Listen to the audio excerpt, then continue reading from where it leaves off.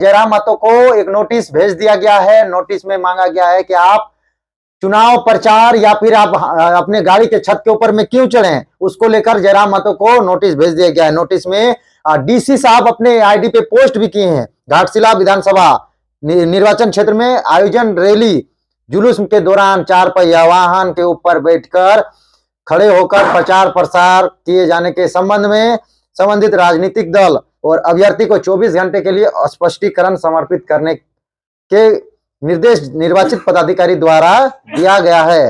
वैधानिक कार्रवाई सुनिश्चित की जाएगी, यानी कि उन पे कार्रवाई की जाएगी। क्यों? क्योंकि उन्होंने अपने गाड़ी के 4 पहिया वाहन के ऊपर पर चढ़कर वो अपने चुनाव का प्रचार प्रसार कर रहे थे, जिसके कारण उनको नोटिस भेजा गया है। लेकिन सवाल ये उठ रहा है कि डीसी साहब का ये जो नोटिस जारी होता है, ये जयराम महतो के पार्टी रामदास मुर्मू का नॉमिनेशन के दिन ही होता है और उन्हीं को लेकर होता है। इससे पहले आपको मैं बता दूं कि कई बड़े बड़े नेता का आप देखे होंगे कि अपने गाड़ी के सनरूफ में छत पे चढ़कर उन लोग अपने चुनाव प्रचार प्रसार, भाषण देना, रोड शो करना हुआ है, लेकिन उन पर कभी लीगल एक्शन नहीं। फिर जयराम महतो पर लीगल एक्शन क्यों? जेल कैंप के समर्थक, जेल कैंप के लोग काफी आक्रोशित हैं। इसको लेकर सोशल मीडिया में डीसी को और झारखंड सरकार को चुनौती दे रहे हैं और बहुत सारे खरी खोटी सुना रहे हैं कि किस तरह से हमारे साथ साजिश रचा जा रहा है, चुनाव हारने की डर सता रही है, इस तरह का आरोप प्रत्यारोप लगा रही है। ये कहा जा रहा है कि क्या रामदास मुर्मू का नॉमिनेशन रद्द हो जाएगा। इस चीजों को लेकर मैं बात करने वाला हूं कि किस तरह से रामदास मुर्मू,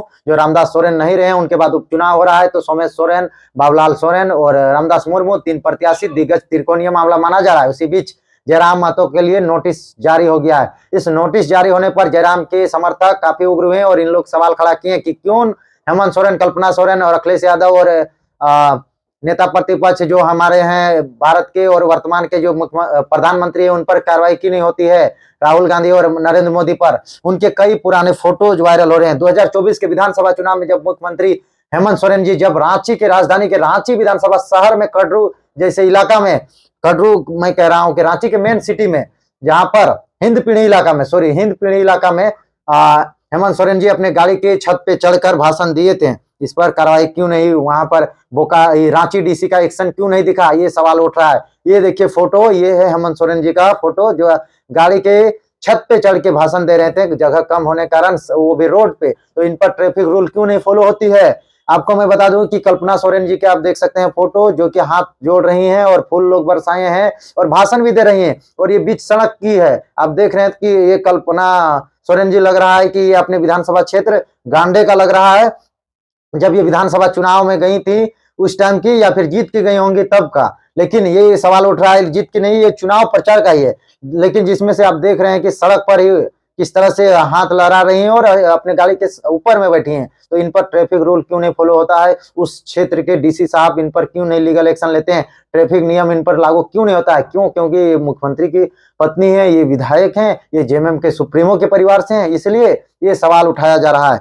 आपको मैं बता दूं कि और एक फोटो है जो राहुल गांधी जी का है, उनका आप देखिएगा तस्वीर, इनका तो तांता लगा है गाड़ियों का काफिला, और ये देखिए कितना भीड़ है। इस भीड़ में आपको मैं बता दूं कि राहुल गांधी जी भी अपने सनरूफ के ऊपर बैठे हैं और इनके एक बॉडीगार्ड और इनके एक पार्टी के व्यक्ति भी बैठे हैं। इन पर आखिर एक्शन क्यों नहीं लिया जा रहा है? इनके क्षेत्र में जहां पे ये कार्यक्रम हुई वहां पे डीसी एक्शन क्यों नहीं लिया? ये सवाल उठा रहे हैं। साथ ही साथ ये हैं अखिलेश यादव जो यूपी के हैं, इन पर एक्शन क्यों नहीं लिया? ये तो खड़े हो गए हैं, जो कि आप देख रहे हैं किस तरह से ये भी गाड़ी के छत पे चढ़े हैं। इन पर वहां के डीसी ट्रैफिक के नियम के अनुसार इन पर कार्रवाई क्यों नहीं किए? इस तरह का मोदी जी पर भी आ रही है। मोदी जी जब झारखंड आते हैं तो वो भी अपने गाड़ी के ऊपर पे हाथ लहराते हैं और रोड शो करते हैं, जहां पे बाबूलाल मरांडी और अर्जुन मुंडा जो पूर्व मुख्यमंत्री थे, उन लोग भी साथ में रहते हैं और उनके बॉडीगार्ड और उनके साथी लोग रहते हैं। इन लोग गाड़ी के जब ऊपर में रहते हैं तो इन पर कार्रवाई क्यों नहीं? इन पर ट्रैफिक रूल क्यों नहीं? क्योंकि इन लोग बड़े नेता हैं, इसलिए जयराम महतो आवाज उठा रहे हैं, इसलिए ये जेल कैंप के लोग सवाल उठा रहे हैं। जेल कैंप के बड़े बड़े नेता मोतीलाल महतो, नवीन महतो, ये लोग भी सवाल उठा रहे हैं, अपने सोशल मीडिया में पोस्ट कर रहे हैं और सरकार को कटघरे में खड़ा कर रही है। यहाँ के जो भी पदाधिकारीगण हैं उन पर सवाल उठा रही है। जयराम महतो के पार्टी के रामदास मुर्मू का नॉमिनेशन कल था, जिसके कारण जयराम महतो, आपको पता ही है कि जयराम महतो कहीं भी जाते हैं तो वो गाड़ी के छत पर ही लोगों से मिलते हैं और वहीं से ही लोगों का हाथ हिलाते हैं और भाषण देते हैं।